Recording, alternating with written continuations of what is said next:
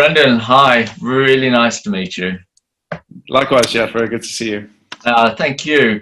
Um, just to start off, you're director of Shark Guardian, which is a UK charity That's correct. for shark and marine conservation. Can you tell us a bit about that? Sure. Well, the charity was officially set up in 2013. Me, myself, personally, I'm from South Africa, and my wife is from the UK, hence the UK connection. And I guess my story goes back to when I was a kid, and like most of us do as kids, we love to go to aquariums. And I remember specifically when I was around 10 years old, I love going to the aquarium, and of course I was always drawn to the shark tank. And I remember even then saying to my mom and dad, "Hey, mom, dad, can I learn how to dive and go see sharks?" And of course they looked at me a bit weird and saying, "No, of course not. What's wrong with you? Are you crazy?" And so I did the next best thing that we do as kids. I just nagged and pestered for 6 years. And eventually I went to my dad and I said, "Dad, please, can I learn how to dive? I'm 16 now." And he was like, "Yes, fine, just don't tell your mom." And I went and became a scuba diver. I did my open water course in Johannesburg in South Africa. And South Africa is an incredible place to dive and to see lots of sharks. So it didn't take me long to see my first shark. And I remember it like it was yesterday. I saw this very small black-tip reef shark in Sudwana Bay, a beautiful place near Mozambique. And as soon as I saw that shark, it disappeared in 3 seconds. And I realized in those 3 seconds that everything that everybody told me about sharks was completely wrong. And it really inspired me. So I went to university, got involved in shark research, researched great white sharks for 4 years. I worked my way up to become a professional diver. And so teaching people about diving and educating people about sharks and conservation, I've been doing most of my adult life. I'm now 43, and literally I've been doing this since I was 18. So it has been a very large part of my life. And that's kind of what led us to establish Shark Guardian in 2013 and do this on an official basis as such. Looking at your website, it says Shark Guardian has several active campaigns around the world. These campaigns are often in collaboration with other conservation organizations to help save sharks in our oceans. Well, when I read that, I was really happy to read that, because after after a lifetime of meeting organizations, conservation groups, scientific people, they're very insular in their work and very unwilling to share their research or share their projects with other people. And I guess most of that is down to limited budgets and things. But you seem to have gone above that. We try to, definitely. I mean, collaboration, in our view, is absolutely vital in so many ways, and depending on the projects that you're campaigning with. For example, one of the campaigns we're running with at the moment is a campaign to target the MSC, the Marine Stewardship Council. I'm not sure if you're familiar with the MSC and who they are. But basically, we're working together with Shark Project, which is a large shark conservation organization, especially in Europe. And the idea there is to get the MSC to formally put procedures and policies in place that in their fisheries, that sharks are landed with their fins naturally attached. And this is a coalition of several organizations, and we're one of those. And it definitely does bear, and you certainly have a lot more strength when there's many organizations behind a single objective and a single goal. And when all of us kind of get together behind that, we're stronger together than going through and trying to target these big organizations individually.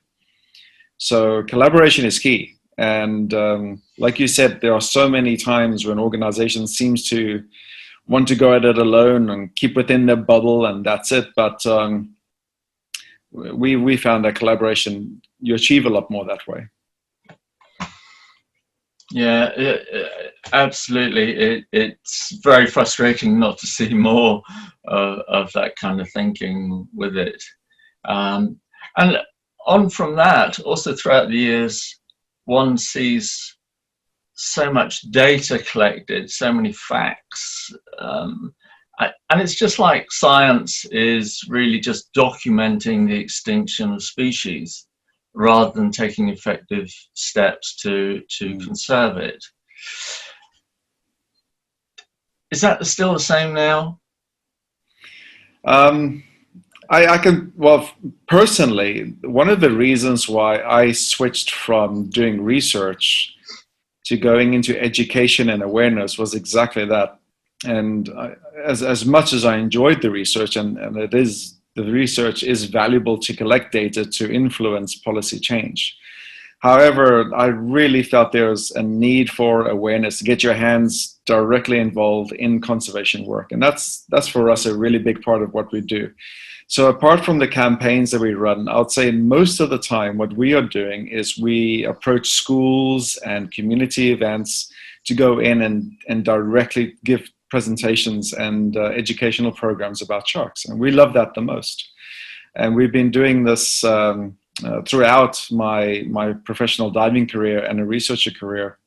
And every year we try and target between, I'd say, 30,000 to 100,000 kids a year in schools worldwide. And we really feel this is where the biggest effect and change is. Education is conservation. Because at the end of the day, sharks are that unique species that a lot of people have a negative image of, or they have a negative reputation. So part of the conservation work is to make sure that people have the right education regarding sharks, how long they've been around for, why they're important, why we have to protect them. So I can definitely relate to that 100%. Yeah. You've you've just preempted a few of my next questions, which has kind of left me.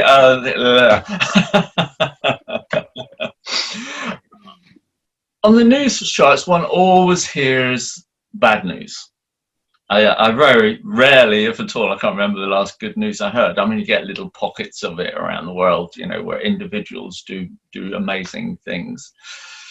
Generally, is there hope? Is there good news out there? There is some, and like you said, you kind of have to look for it. Unfortunately, the stuff that you do see, the bad stuff, is usually headed by the big media corps. So The Sun in the UK, for example, is a really good example of the ones that they love to kind of show that fear factor of sharks. Whenever there's some kind of shark encounter where somebody gets injured, there are a lot of newspapers or media corps that just grab that and they plaster that all over the website and into the internet, and those get picked up very quickly. Unfortunately, because of that fear factor, it gets a lot of links, so people like to share it. And what they should do more is actually show more about what people are doing to protect sharks and protect coastlines and to protect the diversity of these species. But like you said, you really have to look at it. And I think that's a really big part of what we try to do. We always like to show why these sharks are amazing, why they're important. They've been around for millions of years. They've survived 5 mass extinctions. There's obviously a reason why they're here. And we have to protect that. It's our duty to protect that.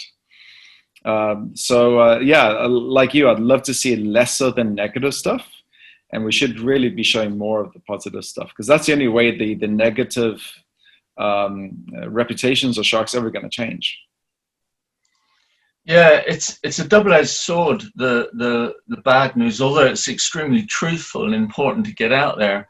I remember a lifetime ago there was a Channel 4 series called Fragile Earth, and it was groundbreaking. There were, I think, 4 or 5 programs looking at rainforest destruction and other things. And at the time, it was horrifying because it was all new. I mean, I can't remember, maybe it was 70s or maybe early 80s. And I remember distinctly the first program that came on of the series got huge audiences. And then it gradually dwindled considerably through the next programs, just because the news was so bad, people couldn't take it in.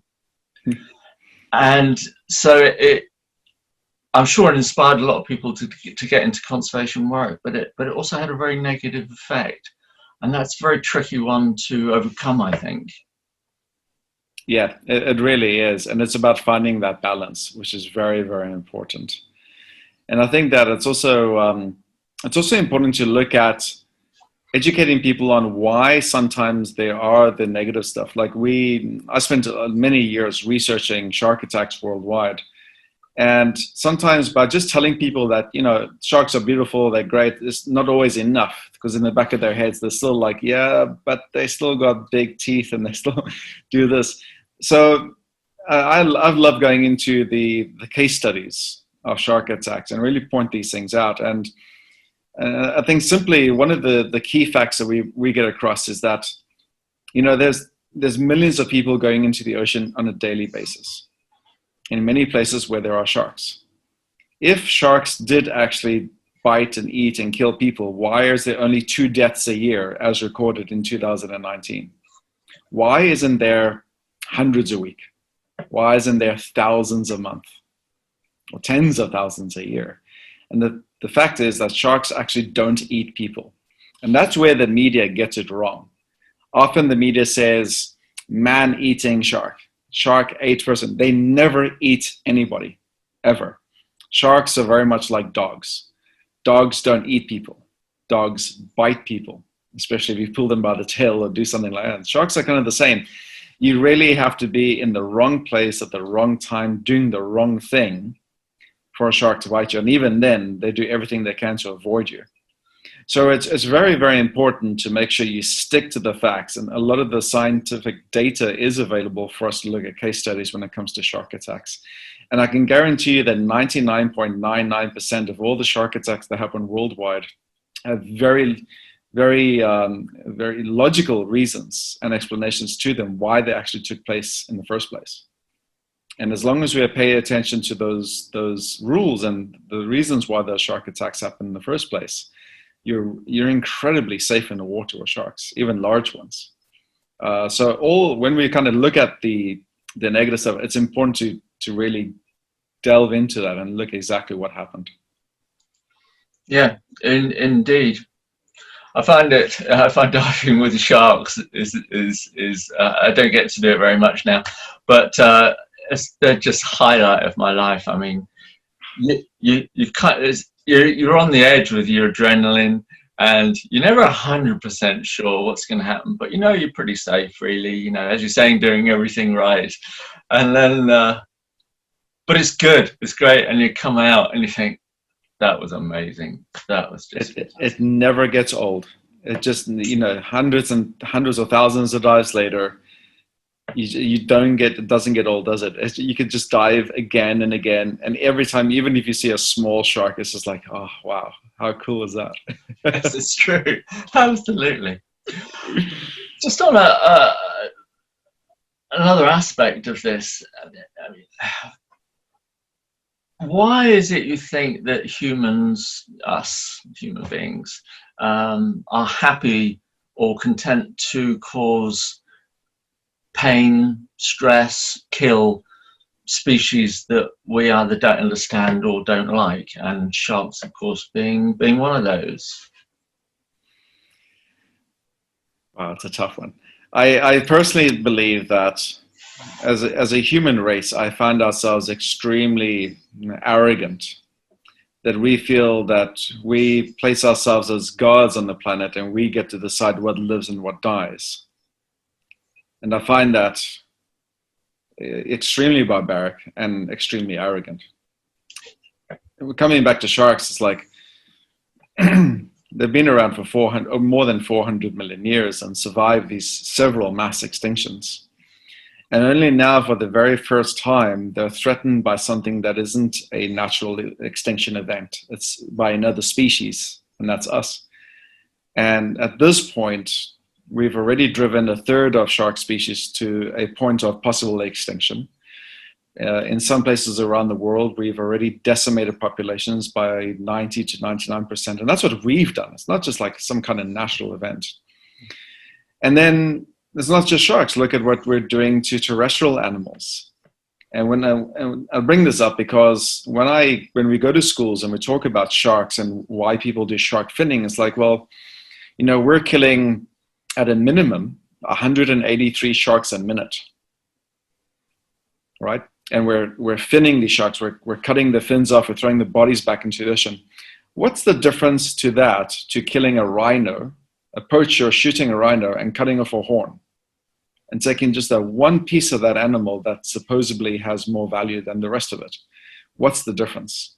When people see rhinos being killed in Africa, poached, there's an uproar. Everybody hates it. They fight against it. This has happened to 183 sharks a minute. There's no difference. It's even more grotesque and more scary.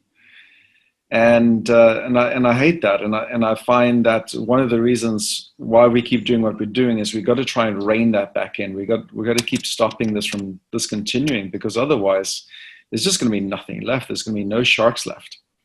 And we shouldn't let that happen on our watch. It's one of the factors of that, I think, is sound. The cries of stress and pain, which you can hear on a mammal, on a terrestrial animal. Things underwater, fish, crabs, sharks, whales are slightly different because they surface and you hear them crying. But sharks, no, it's all silent. All the pain is silent. But I mean, they do have all the capabilities of feeling pain and stress the same as us and any other animal. It's just that we can't hear it, so we tend to ignore it. Exactly. Yeah, it's a really good point. And many people don't even think about that side of it. And that's a really good point you raised there. You've run shark expeditions for both divers and snorkelers. Can you tell us a bit about those? Yeah, it's a wonderful follow-on from the educational programs that we run in schools and for the general public. And the reason why we do that, I always come back to that story of my first experience with a shark and how my life changed just seeing my first shark in those 3 seconds. And our expeditions are designed to give people the opportunity to do that, especially people who have never really been in the ocean before, never seen a shark outside of an aquarium before. To get them in the water, face to face in the ocean, to see a shark for the first time is a life-changing event. And that's something that they will never forget, because I've never forgotten my first 3 seconds with a shark either. And that's the point, is to show them, look, these animals are incredibly beautiful, elegant, and they deserve to be in the oceans. They have a right to be there. They do a lot of great stuff for us in the oceans. And when you give people that connection, they want to go out and they want to try and save these species. And that's the point. So all our expeditions are highly educational based. We use citizen science and data collection to reinforce that we're giving something back towards research. And we get to see the sharks in their natural environment. And hey, there's nothing better than that. Did you ever get people that do just the opposite, get in water and think, oh no, this is, kill them all, I don't care? There's once or twice where we've done some diving in South Africa, and I go back there every year to try and do the sardine run. Unfortunately, not the last 2 years because of COVID, but there's 1 or 2 sites we go to, and you're on a rib boat, and you got all your gear on. You're just about to do your backward roll in the water. You just you have that one final look behind you, and all you see is just a sea of fins. And literally there'll be like 30 or 50 sharks behind you just near the surface, and they're these oceanic blacktips, and they're quite sizey sharks. They're nice chunky sharks, but they don't even bat an eyelid. They don't find us interesting in any kind of way. They're just there for the fish. And it's when you look behind you and you see that wall of sharks, and you think, oh, I'm going to do that backward roll. There is a bit of hesitance, but once people get in and they look around and they see all these sharks just whizzing around and completely ignoring them, that's the best feeling ever. Yeah, I know. I absolutely agree. I think my closest hold of breath with the shark, and it was, I'm sure, It was on the same dive off Mozambique, and as a that period when you're just about to get back in the boat, that's always the one where you're not looking down, you can't see anything, and you think, oh, la, la, la. And then a shark came through and bumped my leg, and I thought, oh, that's okay, it's all right.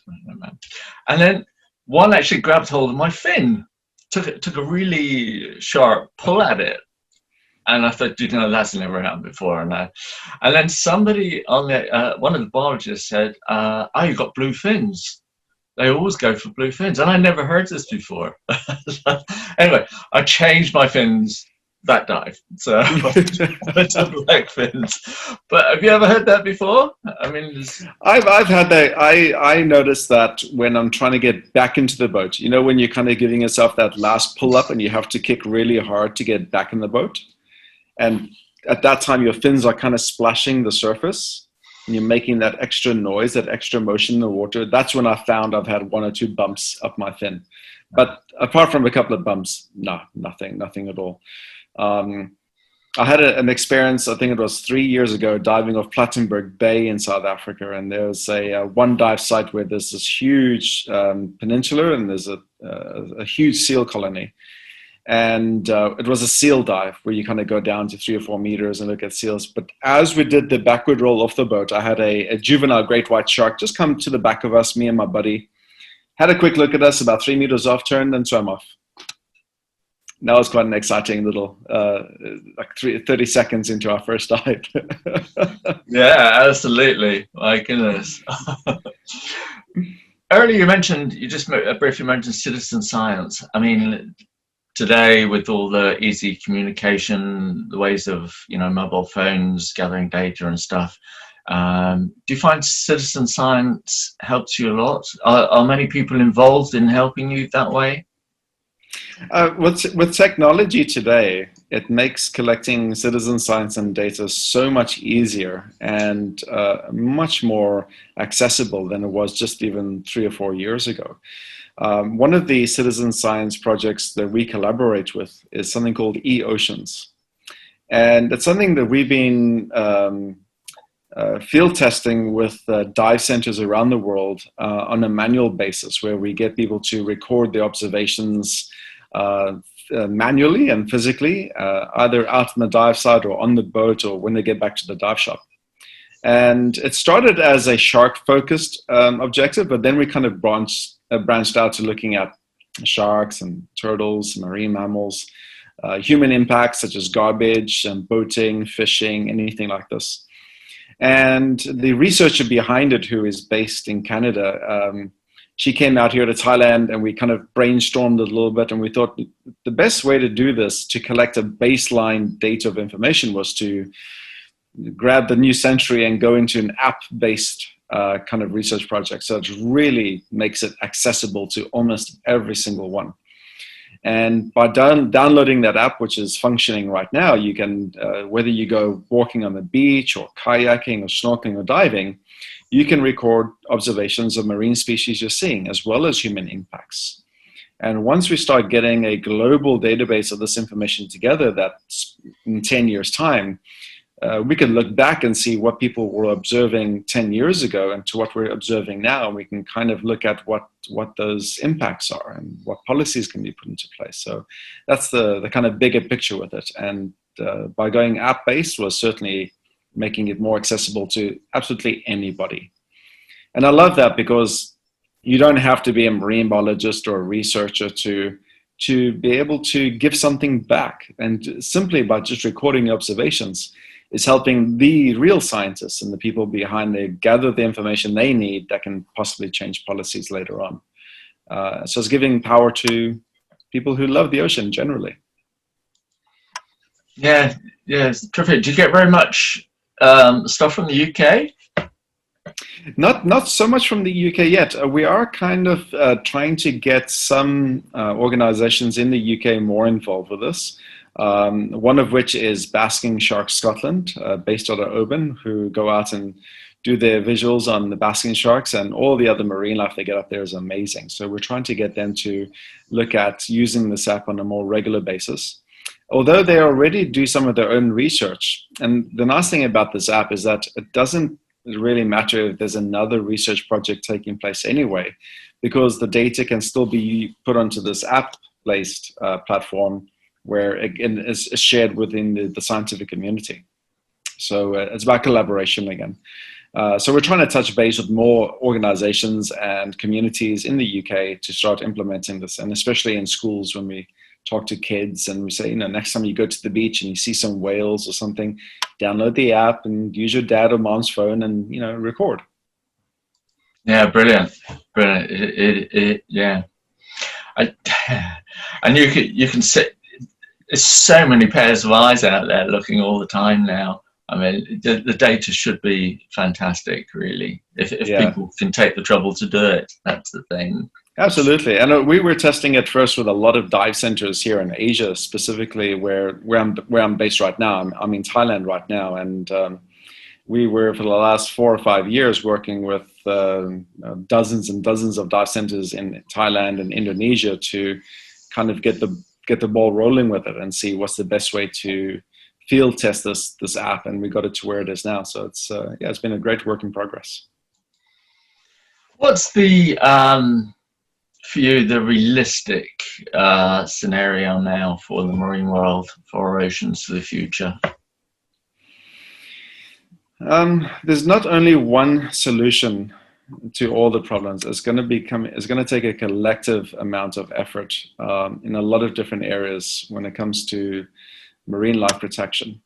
I certainly believe that marine protected parks and sanctuaries do play a big role, and that's it's very evident because we can see that's worked already in a lot of places around the world, such as in Palau, that created the Asia's first shark sanctuary in 2010. Their economical, financial backing to create a shark sanctuary has pulled in huge amounts of ecotourism. One social study showed that each live shark in the Palau was worth $250,000 tourist dollars each year from ecotourism.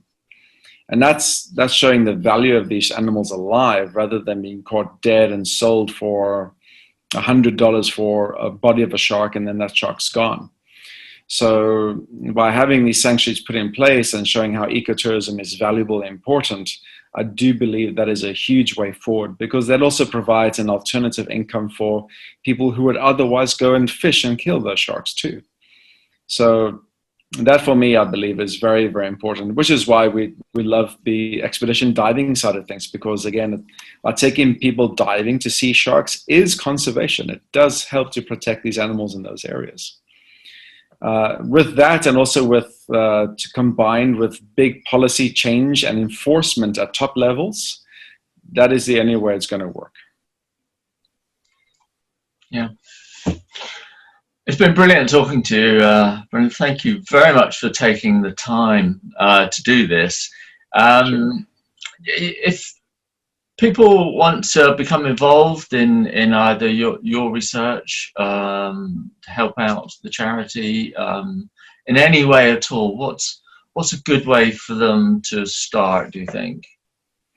Well, we have a lot of information on our website, but ultimately what we love to do more than anything is education. So if there's anybody listening and they would like to perhaps get shark guarding into their children's school or a friend's school, where we can either come in and give a personal presentation when the situation allows us to regarding COVID, or to do a virtual presentation, do contact us. This is what we enjoy and thrive on. We love educating the public about sharks, with kids all the way to adults. So certainly look into that. We love doing this. And do look at our campaigns that we're doing right now. There are several campaigns we're running where we always need support from the public. So for example, we ran a large campaign last year to ban shark fin importations into the UK. We ran a successful petition that got over 115,000 signatures for the petition to be debated in Parliament.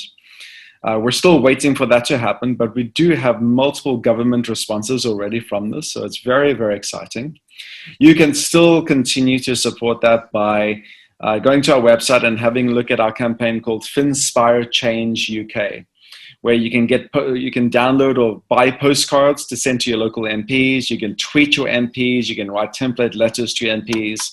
So they're familiar with this policy change that's coming up that will be debated in Parliament. So that continued support is valuable. And there's 3 or 4 other campaigns, again, that you can get active in. And so take some time and have a look at that. And anytime you can support on that would be fantastic.